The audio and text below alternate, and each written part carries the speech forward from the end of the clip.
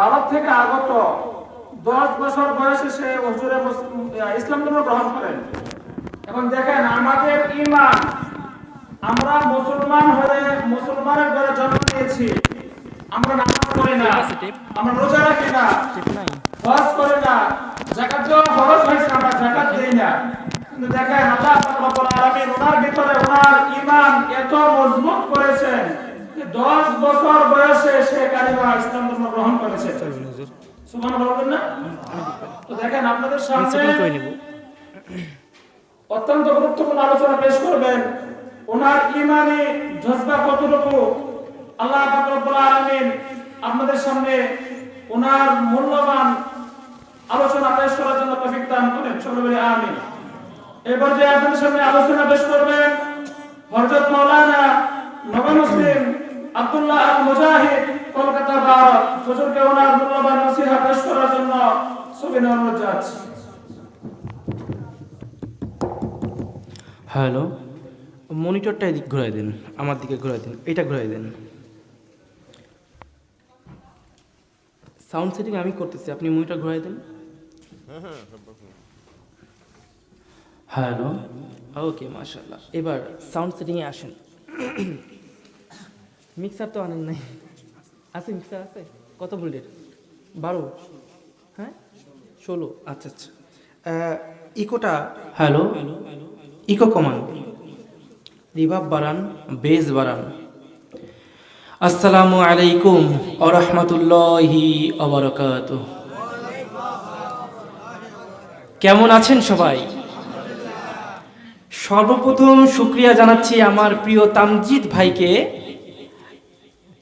যিনি আমাকে ভালোবেসে আজকের এই প্রোগ্রামে এনেই ছেড়েছেন।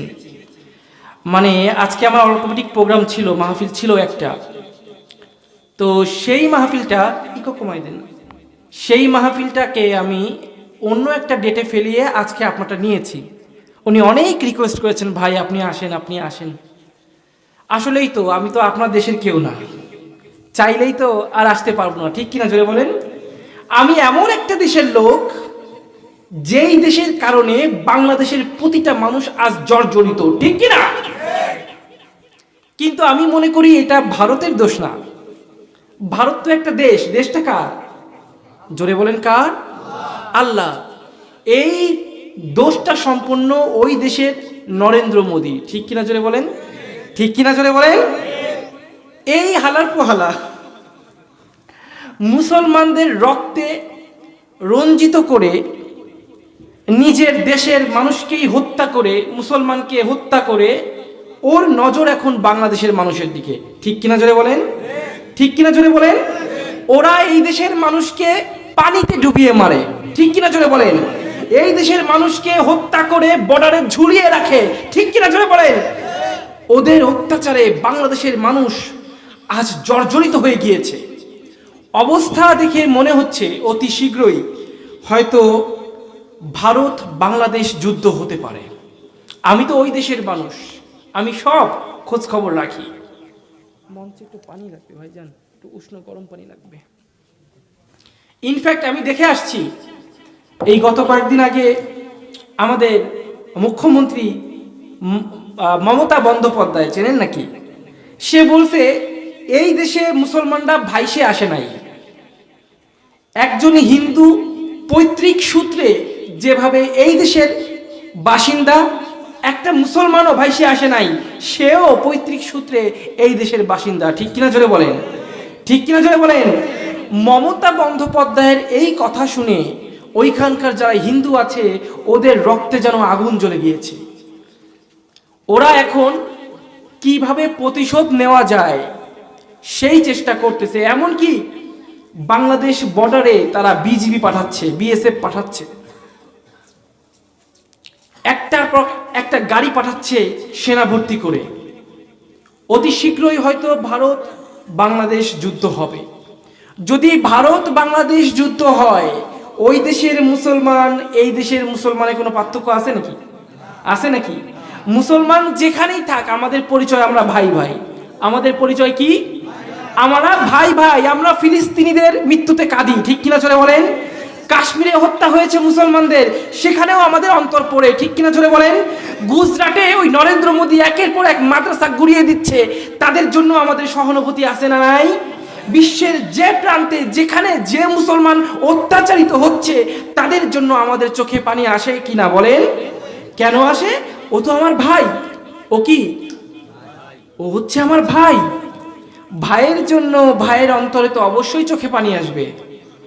আজ কুমিল্লার এই জমিন থেকে পরিষ্কার করে বলতে চাই, এই দেশে যারা ক্ষমতায় আসবেন, যারা ক্ষমতায় থাকবেন, তাদের মূল সাবজেক্ট হবে, মূল অধিকার হবে এই দেশের মানুষের ঈমানকে নিরাপত্তা দেওয়া, ঠিক কিনা? এই দেশের মানুষের ঈমানকে ধ্বংস করে, মুসলমানকে হত্যা করে কেউ ক্ষমতায় থাকতেও পারবে না, কাউকে ক্ষমতায় আসতেও দেওয়া হবে না, ঠিক কিনা মুসলমান? কে কে রাজি আছেন যদি ভারতের সাথে যুদ্ধ হয় সেই যুদ্ধে ঝাঁপিয়ে পড়বেন? কে কে রাজি আছেন? হাত তুলে আল্লাহকে দেখেন। আল্লাহ তাআলা সবাইকে কবুল করুন। জোরে বলেন না আমিন। পানি আসলো না? আমি তো পানি আগে থেকে রাখতে বলছিলাম হযরত। মাইক ভালো, তবে সাউন্ড টানে, সাউন্ড টানে। ইন্নাল হামদালিল্লাহ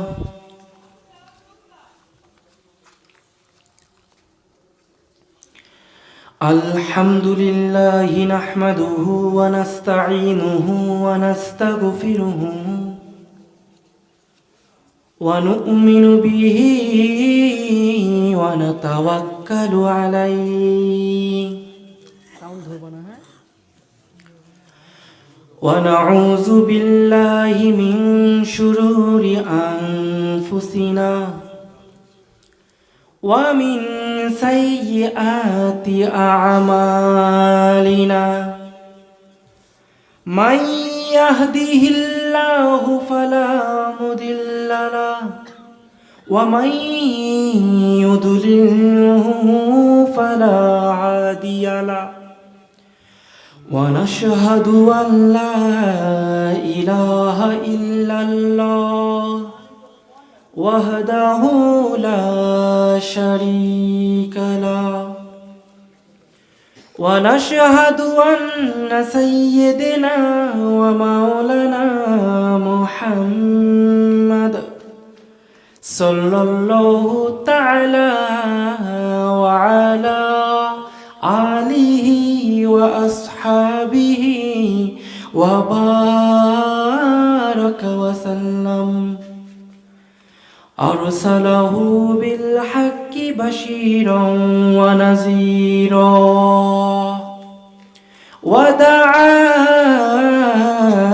وداعيا إلى الله بإذنه وسراجا منيرا.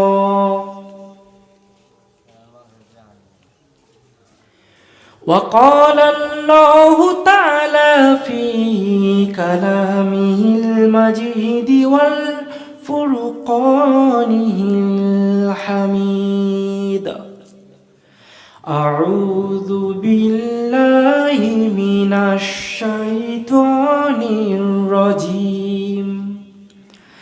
بسم الله الرحمن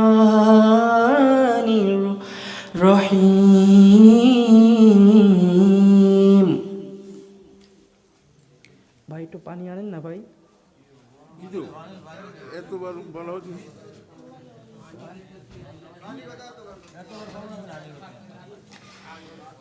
ইয়া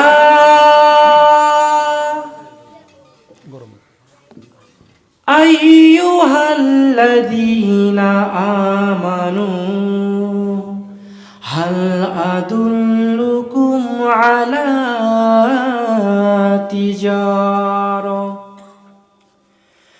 আলা তিজারাতিন তুনজিকুম মিন আযাবিন আলীম।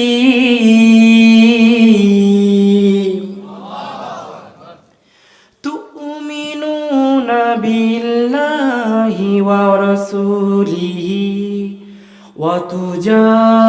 وتجاهدون في سبيل الله في سبيل الله بأموالكم وأنفسكم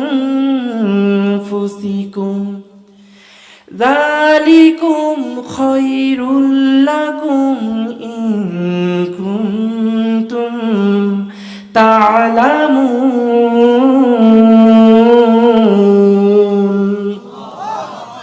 صدق الله العظيم وصدق رسوله النبي الكريم ونحن على ذلك لمن الشاهدين والشاكرين والحمد لله رب العالمين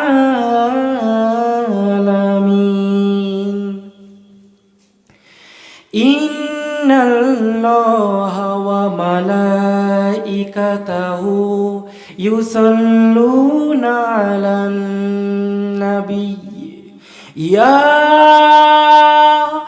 أيها الذين آمنوا صلوا عليه وسلموا تسليما اللهم صل على جريب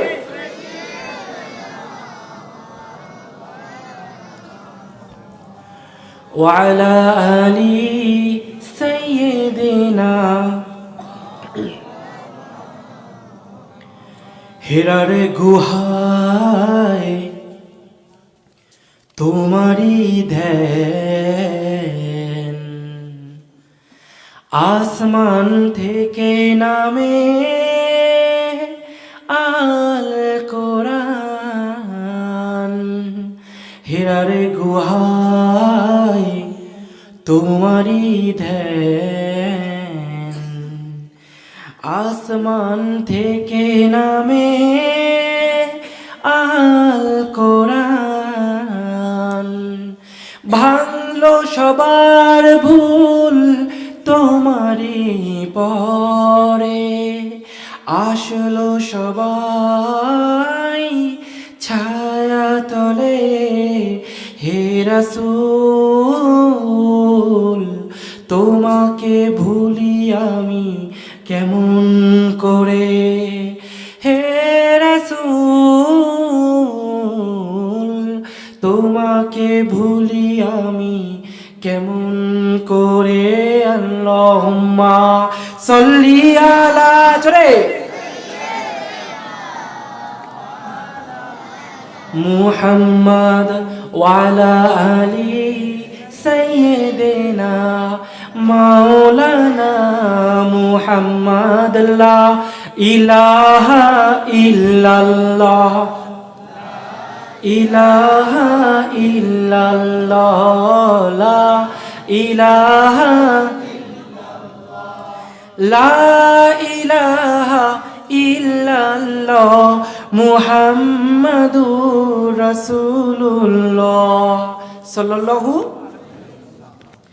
সুলতানপুর হাজী আব্দুল আলী নুরানিয়া হাফিজিয়া মাদ্রাসা এতিমখানা এর বার্ষিক ওয়াজ ও দোয়ার মাহফিলের আজকের সম্মানিত সভাপতি, প্রধান আকর্ষণ, প্রধান বক্তা, আমন্ত্রিত ওলামা ইকরাম, প্রধান অতিথি, বিশেষ অতিথিবৃন্দু, আমন্ত্রিত অতিথিবৃন্দু, এছাড়াও যারা স্পন্সর করেছেন, যারা কষ্ট করেছেন, পর্দার আড়ালে মা ও বোনেরা, আমার সামনে উপস্থিত তাওহীদি জনতা, যে যেখান থেকে আমার এই কথাগুলো শুনতে পাচ্ছেন, সবাইকে অন্তরের স্থল থেকে জানাচ্ছি আসসালামু আলাইকুম ওয়া রাহমাতুল্লাহি ওয়া বারাকাতুহু। রাত অনেক গভীর হয়ে গিয়েছে। কষ্ট হচ্ছে না তো বাবা? কষ্ট হচ্ছে না? অবশ্যই হচ্ছে, কিন্তু মহান রবের জন্য এতটুকু কষ্ট তো করা যেতেই পারে। ঠিক কিনা জোরে বলে? ঠিক কিনা জোরে বলে? এখনো যারা মঞ্চে আসেন নাই, মাঠে উপস্থিত হন নাই, তাদেরকে অনুরোধ জানাবো তারা চলে আসুন। আমি তো প্রতিদিন আসবো না, আসা সম্ভব নয়। শুনেছি ভারত থেকে আসা আমাদের বন্ধ হয়ে যাবে, সুতরাং আর আসতে পারবো কিনা সেটা আল্লাহই জানে, এটাই হয়তো শেষ।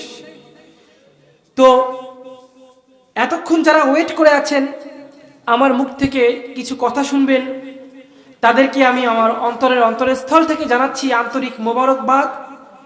আমার ভাই এলেম কালাম বলতে কিছুই নেই। আমি ছাত্র জীবনে এতটা নির্যাতিত হয়েছি, এতটা অত্যাচার সহ্য করেছি যে পড়াশোনার চেয়ে আমার জীবন বাঁচানোর তাগিদটাই ছিল বেশি। শুনবেন সেই মর্মান্তিক কাহিনীগুলো? শুনবেন কতটা ভয়ঙ্কর আমার জীবন কাহিনী?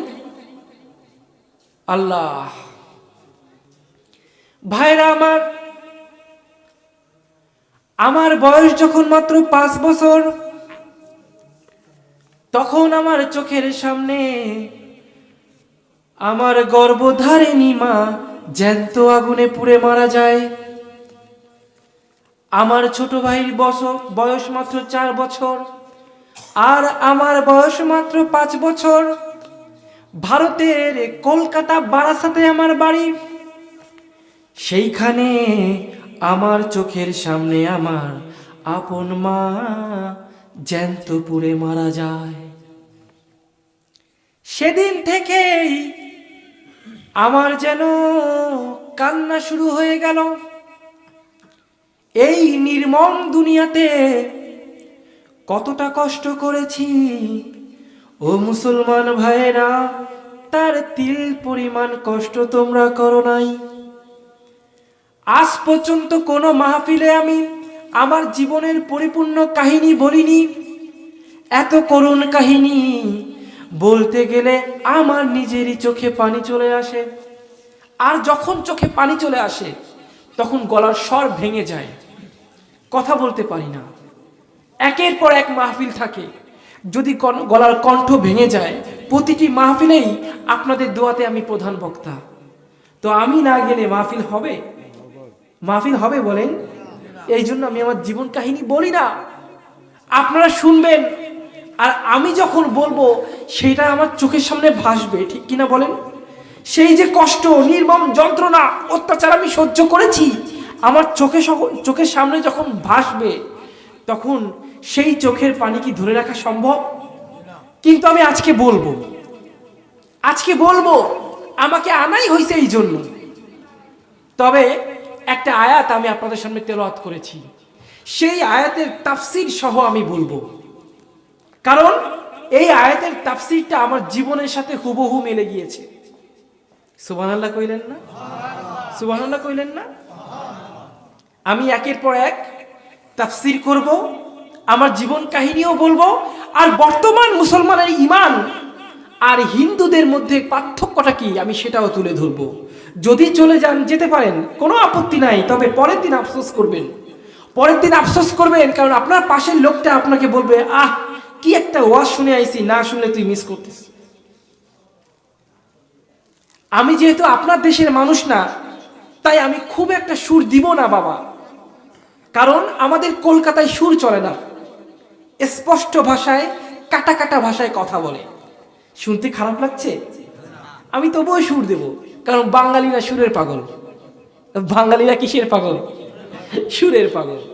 সুর দিব, কিন্তু আমার মাতৃভাষা যেহেতু কলকাতার, পশ্চিমবঙ্গের, আমি সেই ভাষাতেই কথা বলবো, ঠিক কিনা? আমি আমার স্টাইলে বয়ান করব।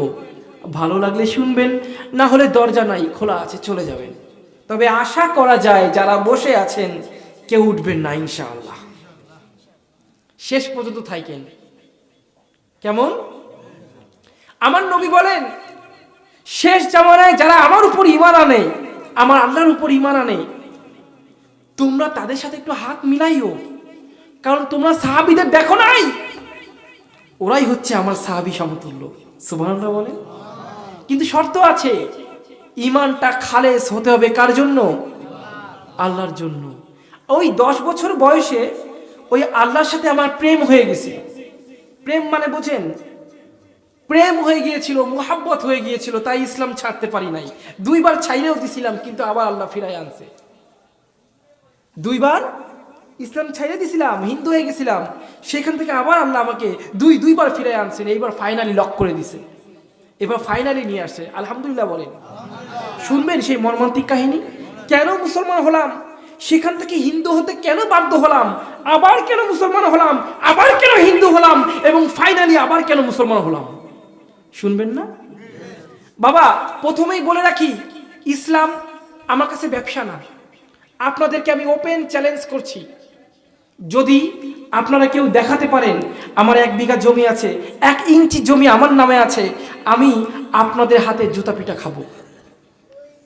আমার কোনো জমি জমা নাই, টাকা পয়সা নাই, চাইলে আমি মুসলমানদের কাছ থেকে হাতাই নিতে পারি, কিন্তু নিই না। কেন? ইসলাম আমার জন্য ব্যবসা, ব্যবসা আমার জন্য ব্যবসা না। এটা আমার রবের পক্ষ থেকে মানে দায়িত্বটা আমাকে দেওয়া হয়েছে। আমি মাহফিল জগতে আসতে চাই নাই, আমাকে জোর করে আনা হয়েছে। শেষবার যখন আমি হিন্দু হয়ে গিয়েছিলাম, মানে হিন্দু ডাইরেক্ট হই নাই, হিন্দুদের মতো অবস্থা হয়ে গেছিল, তখন আমি নাচ গান করতাম, কনসার্টে আমি নাচ করতাম, গান করতাম, আলেম হওয়া সত্ত্বেও। ওইখান থেকে আল্লাহ ফিরাই নিয়ে আমাকে মাহফিলের জগতে নিয়ে আসছে। আল্লাহ বাধ্য করেছেন আমাকে আসতে আমাকে বাধ্য করেছেন। শুনবেন সেই কাহিনীটা, বলবো ইনশাআল্লাহ, শেষ দিকে বলবো কেন মাহফিলে আসলাম। আমি আসতে বাধ্য হয়েছি বাবা। একটা গানের কনসার্ট করলে 1.5 লাখ রুপি পাইতাম, টাকা পাইতাম। এই দেশে 1.5 লাখ মানে, ওই দেশে 1.5 লাখ মানে, এই দেশে প্রায় 3 লাখ। কত বাবা? 3 লাখ। আজ থেকে আমি 4 বছর আগের কথা বলছি।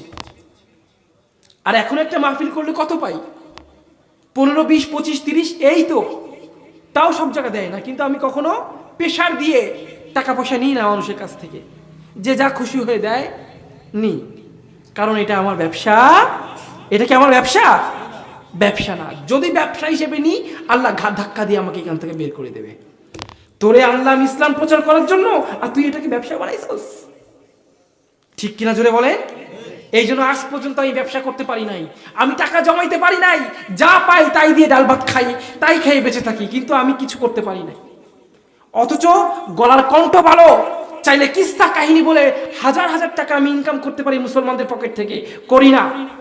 আজকের মাহফিলে এসেছি, শুনে দেখেন কমিটির কাছে, জিজ্ঞাসাও করি নাই কত দেবেন, কিন্তু আমি জানি তারা আমাকে খুশি করবে, কারণ তারা আমাকে ভালোবাসে।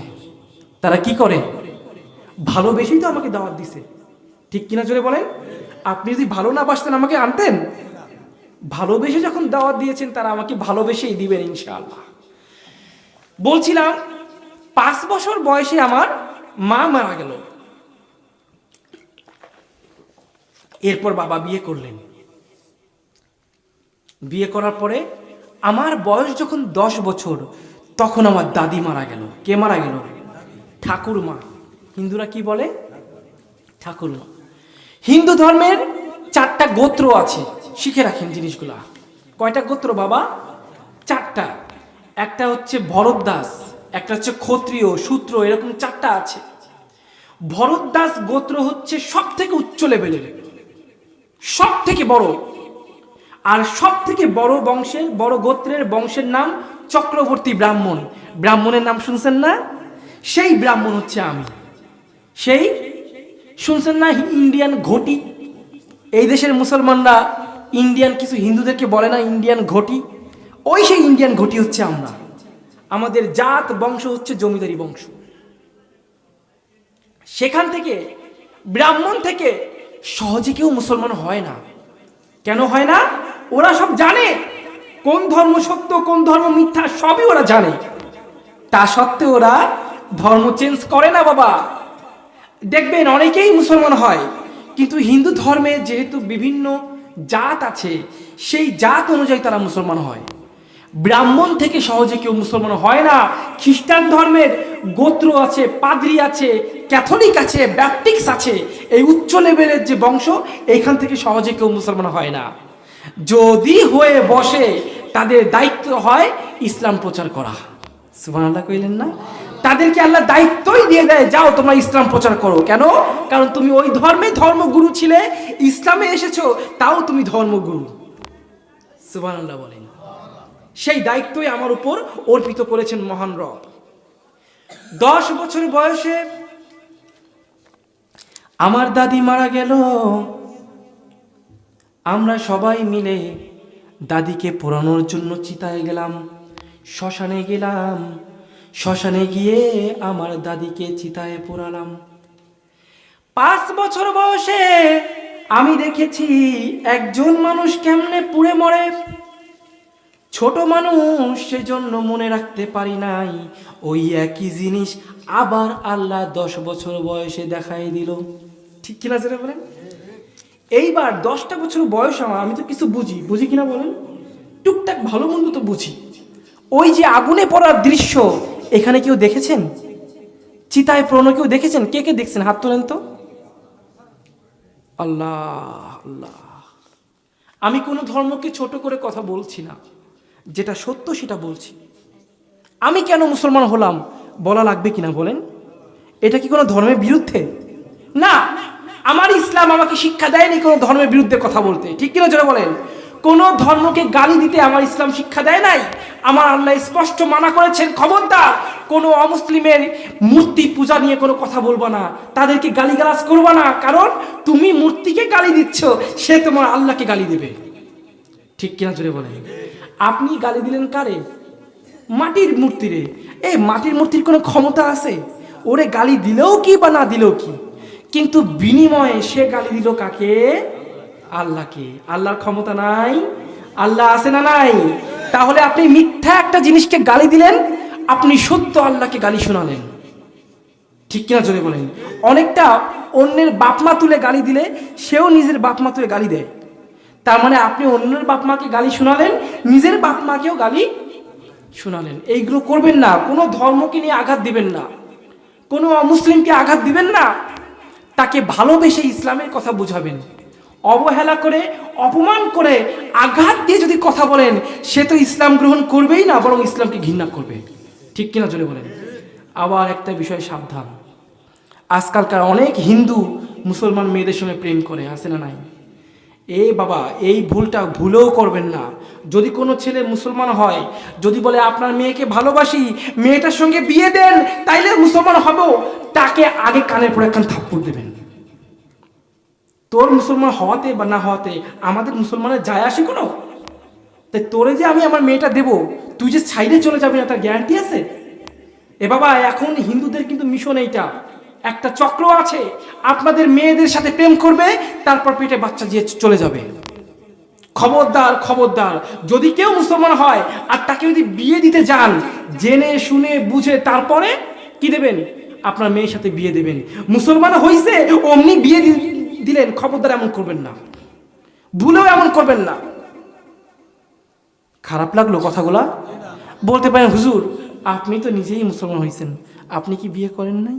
এ বাবা, আমি আল্লাহকে ভালোবাসি মুসলমান হয়েছি, আমার যা যা দরকার আমি আল্লাহর কাছ থেকে চাইয়েই নি, তোমাদের কাছে আসি নাই। আজ পর্যন্ত আমার প্রায় 34টা বিয়ের প্রস্তাব আসছে। হুজুর তাতে কি, আমাকে অনেক মেয়ে পছন্দ করেও বিয়ের প্রস্তাব দিয়েছে, তাদের মধ্য থেকে একজনকে আমি পছন্দ করে আল্লাহর কাছে চাইছি, আল্লাহ তার সঙ্গে আমাকে বিয়ে দিয়েছে। সুবহানাল্লাহ বলেন না?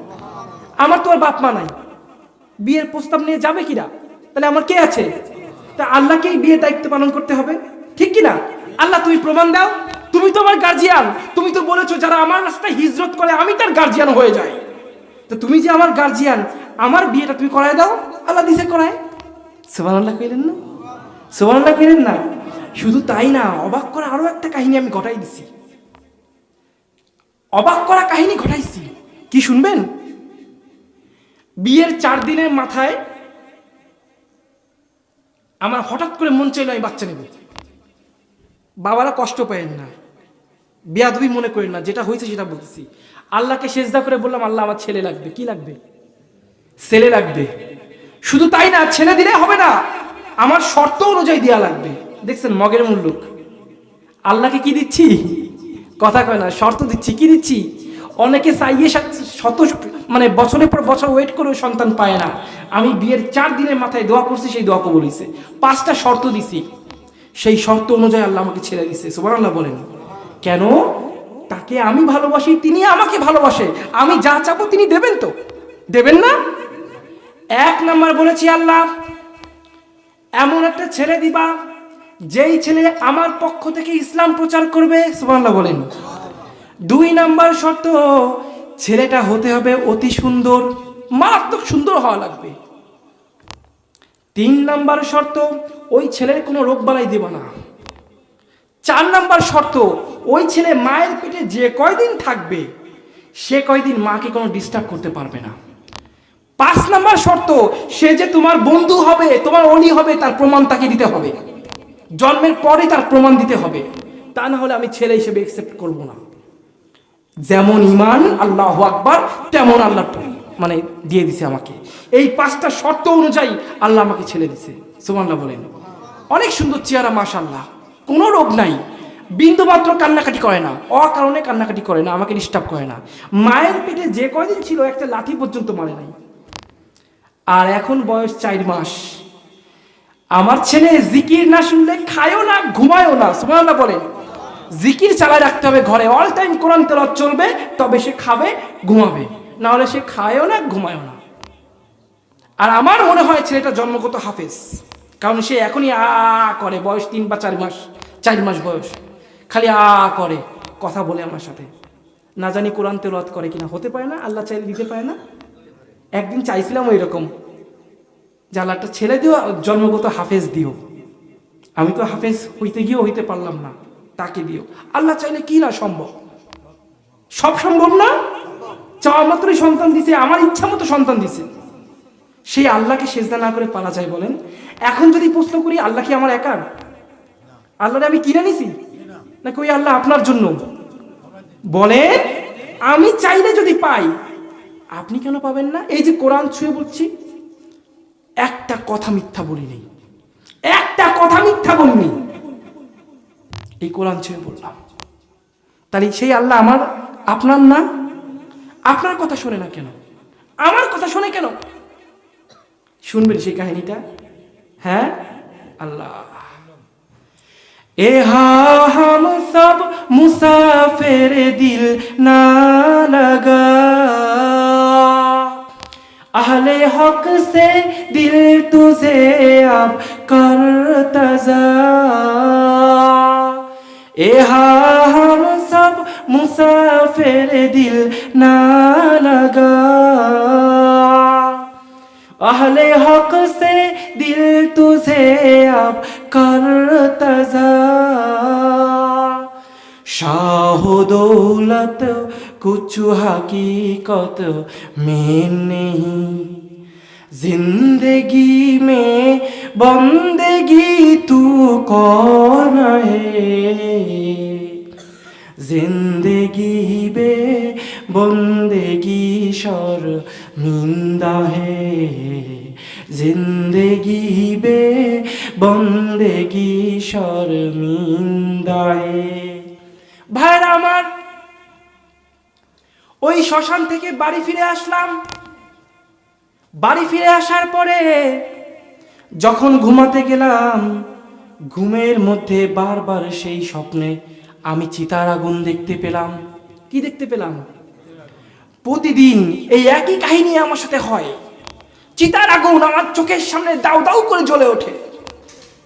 আমি ঘুমাতে পারি না, এতটা ভয় পেয়ে যায়। আল্লাহ, একদিন বাবাকে বললাম, ও বাবা, আমি চিতার আগুন দেখেছি, ওই চিতার আগুন দেখে আমি রাত্রে ঘুমাতে পারি না, আমার ভয়ে গায়ের লোম শিউরে ওঠে। বাবা তুমি বলে দাও, ওই চিতার আগুনের হাত থেকে কেমনে রক্ষা পাবো? বাবা বলে, এটাই আমাদের রীতি, এটাই আমাদের নীতি, এটা আমাদের কি, ওই চিতার আগুনে পোড়ানোর মাধ্যমে আমাদের যত অন্যায় আছে, যত পাপ আমি করেছি, সব পাপ ধুয়ে মুছে ছাই হয়ে যায়। বলেন নাউজুবিল্লাহ, জোরে বলেন না নাউজুবিল্লাহ। নাউজুবিল্লাহ কইলেও কি আর না কইলেও কি, আমরা কেউ চিতায় পড়বো? হ্যাঁ, এ বাবা, চিতা আমাদের জন্য ওয়েট করে আছে, চিতা আমাদের জন্য ওয়েট করে আছে। কোথায়? এই চিতার আগুন সম্পর্কে আল্লাহ তাআলা বলছেন, ইয়া আইয়ুহাল্লাযীনা আমানু, হে ঈমানদার বান্দা বান্দীগণ, তোমরা যারা ঈমান এনেছো। কাদেরকে বলছে? যারা বিশ্বাস করো আমি আল্লাহকে, তোমরা যারা আমার উপর ঈমান এনেছো। হাল আদুল্লুকুম আলা তিজারা, আলা তিজারাতিন তুনজিকুম মিন আযাবিন আলিম। তোমাদেরকে এমন একটা ব্যবসার কথা বলবো যেই ব্যবসাটি করলে তোমরা জাহান্নামের লেলিহান আগুন থেকে রেহাই পেয়ে যাবে। এমন একটা ব্যবসার কথা বলবো। কে বলছেন? কে বলছেন? বাবা আমার, এই ব্যবসাটি আমি আল্লাহর সাথে করেছি, আপনারাও করবেন। আমি বলছি না আমি জান্নাতে চলে যাব, আমি এটা বলছি না, তবে আমি এটা করেছি। আপনাদের করতে সমস্যা আছে? করবেন তো ইনশাআল্লাহ? বলছিলাম কি, আল্লাহ তাআলা বলছেন ওয়ালা তামুতুন্না ইল্লা ওয়া আনতুম মুসলিমুন, খবরদার মুসলমান না হয়ে কবরে আইসো না। কাদেরকে বলছেন? কাদেরকে বলছেন? ঈমানদারকে বলছেন। কাদেরকে? ঈমানদারকে বলছেন। ইয়া আইয়ুহাল্লাযীনা আমানু ইত্তাকুল্লাহ হাক্কা তুকাতিহি। আল্লাহ তাআলা এর আগের আয়াতে বলছে, হে ঈমানদারগণ, তোমরা আল্লাহকে ভয় করো। কেমন ভয় করব? যেমনটা ভয় করা দরকার তেমন ভয় করো।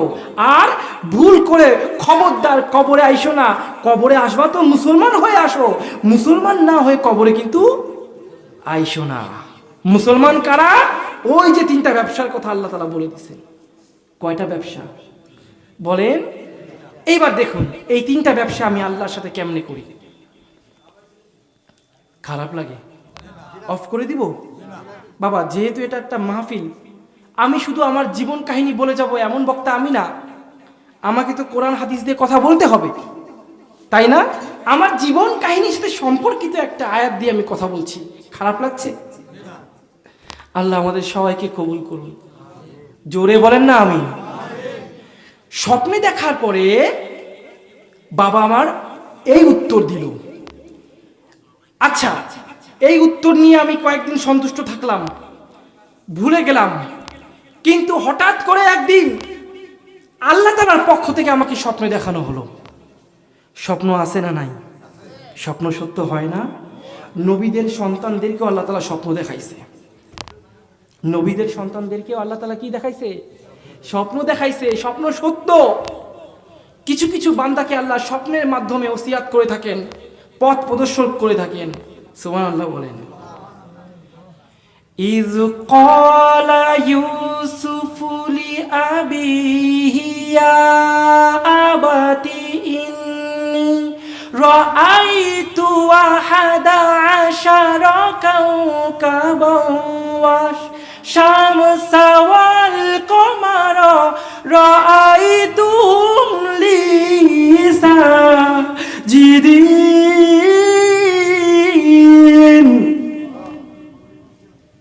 আল্লাহ তাআলা স্বপ্নের মাধ্যমে ইয়াকুব নবীর সন্তান ইউসুফকে জানায় দিচ্ছেন। ইউসুফ নবী স্বপ্ন দেখে তার বাবাকে বলছেন, হে আমার বাবা, আমি এমন একটা স্বপ্ন দেখেছি যেই স্বপ্নের মধ্যে 11টা তারা, চন্দ্র ও সূর্য আমাকে সেজদা করছে। ইউসুফের বাবা ইয়াকুব তাকে বলল, এই স্বপ্নের কথা তুমি তোমার বাপ মাকে বলে দিও না, সরি তোমার ভাইদেরকে বলে দিও না, কারণ তারা তোমার বিরুদ্ধে ষড়যন্ত্র করতে পারে। নিশ্চয়ই শয়তান মানুষের প্রকাশ্য শত্রু। তার মানে বুঝতে হবে শয়তানের চক্রান্ত থেকে নবীর সন্তানরা পর্যন্ত রেহাই পায়নি। আপনি আমি কিনা বলেন? আমরা কি চক্রান্তের হাত থেকে রক্ষা পাবো? ঠিক এই ভুলটা আমি করে বসলাম। এই ভুলটা কি করলাম? আমি করে বসলাম। আমি স্বপ্নে দেখলাম, ঘুমিয়ে পড়েছি। স্বপ্নের মধ্যে আমি দেখি বিশাল অন্ধকার একটা জঙ্গল। বিশাল কি? অন্ধকার একখান জঙ্গল। দূর থেকে ওই যে বন মানুষ আছে না, বন মানুষ চিল্লায়, চিল্লায় না? আপনাদের এলাকায় মাজার টাজার আছে নাকি? ওই মাজারে গেলে অনেক সময় এরকম চিল্লানি শোনা যায়। ও মুর্শিদ গো,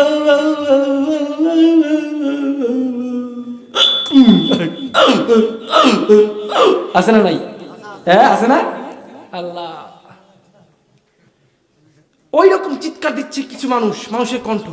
আমি স্বপ্নে দেখতেছি এবং যাচ্ছি সেই দিকে ছুটে গিয়ে বেশ দূরে চলে গেলাম। দেখি একটা চিতার আগুন জ্বলছে, আর সেই আগুনের চারিদিক থেকে গায়ে শাল বাকল পরা, গাছের চামড়া পরা, মানে গাছের বাকল পরা, পাতা দিয়ে ঢাকা কিছু বন মানুষ ঘুরছে আর এরকম জিকির করতেছে।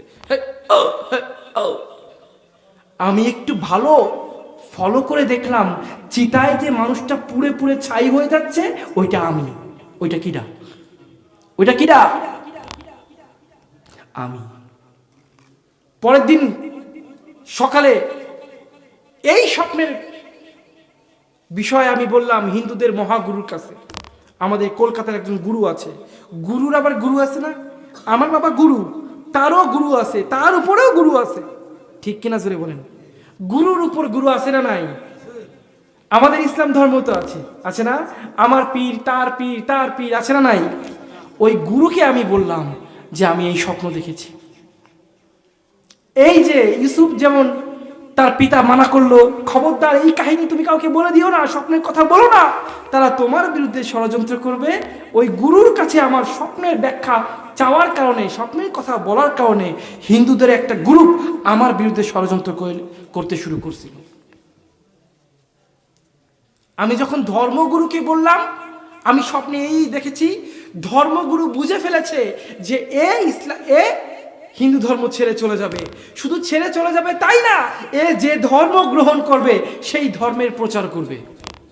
ওই গুরু সাহেব বুঝে ফেলাইছিল। বোঝার পর থেকে তো আমার কপালে একদম দুঃখ লেগে গেল। আমার পরিবারের কাছে জানানো হলো, তোমার এই ছেলেকে ঘরের বাইরে বের হতে দিবা না। ঠিক তাই হলো, আমাকে ঘরে আটকায় রাখা শুরু হলো। বিনা কারণে আমি ঘরের বাইরেও যেতে পারতাম না। এক পর্যায়ে একদিন ঘর থেকে পালান দিলাম। এই হচ্ছে প্রথম পলান, এই হচ্ছে কি প্রথম পলায়ন। ঘর থেকে পালালাম, পালায়ে আশ্রয় নিলাম বেশ দূরবর্তী অঞ্চলে গিয়ে একটা মসজিদে। আপনারা ভারতে গেছেন যারা, মুর্শিদাবাদের নাম শুনছেন? শুনছেন না? ওইটা হচ্ছে কলকাতার একটা জেলা, উত্তর 24 পরগনা বিভাগের। ওইখানে গিয়ে ইমাম সাহেবের কাছে আমি আশ্রয় নিলাম। তিনি আমাকে একটা মাদ্রাসায় ভর্তি করালেন। বয়স কত আমার? বলেন তো বয়স কত? কত? 10 বছর বয়স। আমার উদ্দেশ্য ছিল আমি ধর্ম গ্রহণ করব না, আমি শুধু পড়াশুনো করব। তারপরে খ্রিস্টান ধর্ম নিয়ে পড়াশুনো করব, তারপরে যে ধর্ম ভালো সেই ধর্ম আমি গ্রহণ করব। কিন্তু আমার আল্লাহ তাআলা জানেন, এ যদি এখন ধর্মগ্রহণ না করে তবে এর কপালে যা আছে এটা এ সহ্য করতে পারবে না, এই হিন্দু হয়ে যাবে। এই জন্য আল্লাহ তাআলা ওই রাত্রে মাদ্রাসায় যেদিন ভর্তি হয়েছি, ওই রাত্রে স্বপ্নের মাধ্যমে আমাকে কালেমা শরীফ পড়াই দিছে। সুবহানাল্লাহ বলেন। ওই স্বপ্নেই আমাকে নাম রাখা হয় আব্দুল্লাহ। স্বপ্নে কি নাম রাখা হয়? এই জন্য পোস্টারে নাম লেখা আব্দুল্লাহ। আল্লাহ, আমি এত বিস্তারিত কোথাও বলিনি, কোনো মাহফিলে বলিনি, আজকে প্রথম বলতেছি, কারণ আজকে আনাই হয়েছে আমাকে এই জন্য। না বললে উপায় আছে? হ্যাঁ, সব মাহফিলে বলে হুজুর জীবন কাহিনী কোন, কিন্তু আমি বিস্তারিত কাহিনী বলিনি, আজকেই বলতেছি। এইবার কি হলো, মাদ্রাসায় ভর্তি হলাম এবং হুজুরের হাতে হাত রেখে মুসলমানও হয়ে গেলাম। কি সুন্দর সেই পড়াশুনো, জিকির আজকার, পড়াশুনো, ইবাদত দিয়ে 3-4 বছরের মধ্যে আমি কোরআন ছুঁয়ে বলছি, আমি ছোট্ট আব্দুল্লাহ আল্লাহর অলির কাতারে পৌঁছায় গেলাম। সুবহানাল্লাহ কইলেন না? সুবহানাল্লাহ কইলেন না? কেন আল্লাহর অলির কাতারে পৌঁছালাম? এটা আপনিও পারবেন। আপনি মানুষের সাথে মিশা বন্ধ করেন, ফালতু কথা বলা বন্ধ করেন, নিয়মিত নামাজ, রোজা, হজ, যাকাত যা যা আপনার করার সামর্থ্য আছে জিকির করতে থাকেন। মাত্র 6 মাসের মাথায় আপনি ফিল করবেন আপনি এই জগতের বাসিন্দা না, আপনি রুহানি জগতের বাসিন্দা, আল্লাহর কাছে কবুল হয়ে যাবেন। কিন্তু আমার এই সুখের ইবাদত বেশি দিন টিকলো না, কারণ আমার বাপ মা ততদিন আমাকে টো করে খুঁজে বেড়াচ্ছে। খুঁজতে খুঁজতে পত্র পত্রিকা, টিভি চ্যানেলে আমার নাম, আমার ছবি দিয়ে প্রকাশ করে দিল, ধরিয়ে দিতে পারলে পুরস্কার ঘোষণা করা হলো। কয়দিন পালায় পালায় থাকা যায়? 4 বছর পড়লাম মাদ্রাসাতে। 4 বছরে আমার একদিনও ইশরাকের নামাজও মিস হয় নাই, তাহাজ্জুদ তো দূরের কথা। সুবহানাল্লাহ বলেন। আমাকে ধরে নিল। ধরে নিয়ে বয়স যখন আমার 14 বছর বা 15 বছর, আমাকে বেদম পিটানো হলো। আমার বাপ মা না, ওই হিন্দু গুরুরা। কারা? হিন্দু গুরুরা, যাদের কাছে আমি পড়াশোনা করতাম হিন্দু ধর্মে থাকা অবস্থায়, আটকে রেখে দীর্ঘদিন নির্যাতন করলো। এবং এক পর্যায়ে বাধ্য হলাম, আমি ছোট মানুষ, 14-15 বছর বয়স, বাধ্য হলাম আমি ওই ধর্ম পালন করব না, ইসলাম পালন করব না। এইবার আস্তে আস্তে আমাকে মারামারি কমিয়ে দেওয়া হলো। একদম বন্ধ হয় নাই, পিঠের উপর মাঝে মধ্যে তাল পড়ে, কিন্তু একটু কমে গেল। আমাকে আবার হিন্দু ধর্ম নিয়ে পড়াশোনা করা শুরু করলো। কারণ পড়াশোনা করবে শুধুমাত্র ব্রাহ্মণরা। হিন্দু ধর্ম নিয়ে পড়াশোনা করে কারা বাবা? শুধুমাত্র ব্রাহ্মণরা, আর কেউ না।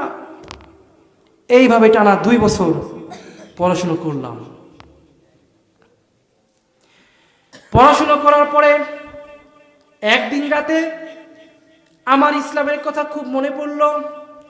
মসজিদের আজান আমার কানে ভেসে আসলো। আমি আসমানের দিকে তাকায়ে বললাম, হে আল্লাহ, আমাকে রক্ষা করো। আমারে কি করো? রক্ষা করো। আমি তোমাকে ভালোবাসি, আমি তোমাকে ভালোবাসি, আরো আমাকে বাঁচাও এদের হাত থেকে। ওই রাত্রে আবার স্বপ্ন দেখলাম, হিজরত করো, বাড়ি ছেড়ে পালাও। এবার আবার পলান দিলাম। সকালবেলায় যায় না পড়তে। কোথায় পড়তে যাইতাম? হিন্দুদের স্কুলে। কিন্তু আজকে আর স্কুলে যাই নাই, আজকে পলান দিছি। পলান দিয়ে অন্য আরেকটা মাদ্রাসায় গিয়ে উঠছি। সেখানে আবার পড়াশোনা শুরু করলাম। আবার খোঁজাখুঁজি শুরু করলো, পায় না, কই গেছি, পায় না। আর আমার হাতে তো মোবাইল নেই, তখন তো মোবাইল ছিল না। 2003 সালের কথা বলছি, 3, 4, 5, 6, 7, 8 সালের কথা বলতেছি। আবার পলান দিলাম, মাদ্রাসায় আবার পড়লাম 4 বছর। কয় বছর? কিন্তু এইবার আমার জীবনে আরো ভয়ঙ্কর অত্যাচার নেমে আসলো। আমাকে যখন পাচ্ছে না কোথাও খুঁজে, তখন ওরা আমাকে কুফরি বান মারলো। কি মারলো? কথা বলেন। কুফরি বান মারলো। একটা না, দুইটা না, তিনটা কুফরি বান মারছে। ওই যে বলছিলাম, আমার আমল, আমার ইমান, আমার আখলাক ছিল সব থেকে ভালো। আমি ওস্তাদের খেদমত করতাম, মসজিদ মাদ্রাসার খেদমত করতাম, পড়াশোনায় ভালো ছিলাম না। কারণ কুফরি বান মারার পরে আমি ধীরে ধীরে আধা পাগল হয়ে যাচ্ছিলাম। কি হচ্ছিলাম বাবা? আধা পাগল। এবং এক পর্যায়ে সত্যিকারে আমি আধা পাগল হয়ে গেলাম। 5 বছরের মাথায় আমি আধা পাগল। পরে শুনেছি হিন্দুদের ওই গুরুদের কাছে যে কুফরি বান ওরা মারছে, আপনাকে মারলে সঙ্গে সঙ্গে আপনি পাগল হয়ে যাবেন। আর আমাকে ধরতে সময় নিয়েছে কয় বছর? 5 বছর। তাও একটা না, তিনটা। কেন জানেন? আমার আমল ছিল কঠিন। ওই আমলের কারণে আমাকে ধরতে পারে নাই। আল্লাহ, কতদিন, কত বছর খেয়ে না খেয়ে আধা পাগল হয়ে রাস্তায় রাস্তায় ঘুরেছি।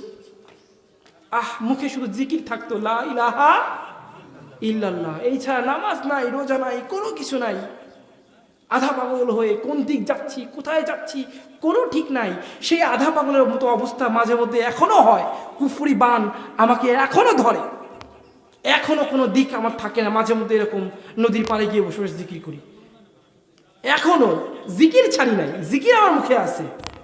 ওই জিকিরের কারণে আজও আমি ইসলামের উপর টিকে আছি। জিকিরটা যদি আল্লাহ না দিতেন, আমি সত্যি সত্যি একদম কট্টর হিন্দু হয়ে যেতাম। এবং শেষে ঠিক 5 বছরের মাথায় আমি বাড়িতে ফিরে গেলাম। আমার সেন্স ছিল না, বাড়িতে না, ওই হিন্দুদের আশ্রমে ফিরে গেলাম। ততদিনে আমার বাপ মা আমাকে ত্যায্য করে দিছে, কোনো সম্পর্ক নাই। এই ছেলে মরল বা বাঁচল তাতে আমাকে যায় কে করছে? বাপ মা। ঘরে আর আমার আশ্রয় নাই, ঘরে আমার কোনো আশ্রয় নাই। এবার হিন্দুদের ওই স্কুলে যাওয়ার পরে আমাকে আবার ধরে রাখলো। আমি খুব সুন্দর গীতা পড়তে পারতাম, রামায়ণ পড়তে পারতাম, মহাভারত আমি পড়তে পারতাম। যার কারণে ওদের উদ্দেশ্য ছিল আমাকে দিয়ে হিন্দু ধর্ম প্রচার করবে। হিন্দুদের সভা সমিতি হয় না? হিন্দুদেরও মাহফিল হয়, বড় বড় হয় কিনা বলেন? ওইসবে আমাকে লাগানোর ইচ্ছা তাকে ছিল। যেহেতু আমি জাত ব্রাহ্মণ, আমি কি বাবা? জাত ব্রাহ্মণ, হিন্দু ধর্মের ভগবান আমরাই ছিলাম। এই জন্য আমার সাথে এমন কিছু ঘটেছে। অন্য কোনো বংশ থেকে হইলে এত কিছু ঘটতো না। এ বাবা খারাপ লাগে? অফ করে দিব? হ্যাঁ শুনবেন? আল্লাহ, जिंदगी एक प्यास बनकर रह गई, जिंदगी एक प्यास बनकर रह गई, प्यास बुझाने के लिए हम मर रहे, हम वफा करके भी तन्हा रह गए, दिल के अरमां आंसू में बह गए। বাবা আমাকে বাথরুমের মধ্যে আটকায় রাখা হলো টানা কয়েকদিন। আমি শুধু বাথরুমে যে পানি পড়ে না, ট্যাবের পানি, ওই পানি খেয়েছিলাম। কি নির্যাতন, কি অত্যাচার, সহ্য করার মতো না। দিনের পর দিন খাবার খাইতে দিত না। এক পর্যায়ে আমি বাধ্য হলাম আস্তে আস্তে আস্তে আস্তে আস্তে আস্তে ওদের ধর্মে ফিরে যেতে। এই দ্বিতীয়বার হিন্দুর মতো অবস্থা হয়ে গেল। এরপর ফাইনালি আল্লাহকে বললাম, আল্লাহ আমি আর ইসলামে থাকবো না। কেন? তুমি আমাকে সাহায্য করো না। তুমি আমাকে কি সাহায্য করো না? তুমি যদি আমাকে ভালোবাসতে তবে আমার আজকে এমন অবস্থা হইতো না। আমি আজকে আধা পাগল হয়ে রাস্তায় রাস্তায় ঘুরতাম না। এই দোয়াটা আল্লাহ তাআলা ফাইনালি কবুল করে নিলেন এবং এখন আমি আপনাদের সামনে মুসলমান হয়ে দাঁড়িয়ে আছি, আলহামদুলিল্লাহ বলেন। এরপর ওদের কুফরি বান আমাকে ধরে নাই। আমি কোর্টে গিয়ে এফিডেভিট করেছি। কোর্টে গিয়ে কি করেছি? এফিডেভিট করেছি। ওদের বিরুদ্ধে আমি মামলা ঠুকে দিয়েছি। এখনো সুযোগ পেলে আমাকে মেরে ফেলবে, কিন্তু প্রকাশ্যে আর নির্যাতন করতে পারে না। মুসলমান হওয়ার পরে আমি যতটুকু বুঝলাম, একজন হিন্দু আর একজন মুসলমানের মধ্যে পার্থক্য কি? একজন হিন্দু তার যখন সন্তান হয় না, সে সন্তান চায় কার কাছে? ষষ্ঠীর কাছে। কার কাছে বলে? ষষ্ঠীর কাছে সন্তান চায়।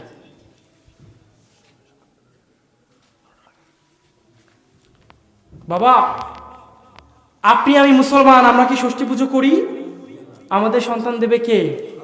তাই যদি আল্লাহর উপর ঈমান থাকে, সন্তান চাইবেন কার কাছে? কার কাছে? রিজিকের মালিক কে? হিন্দুরা মনে করে লক্ষ্মী রিজিকের মালিক, বাস্তবে মালিক কে?